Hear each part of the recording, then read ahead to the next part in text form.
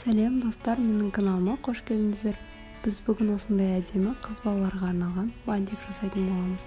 Қазір жасалу жолын көрсететін боламын. Менімен бірге болыңыздар.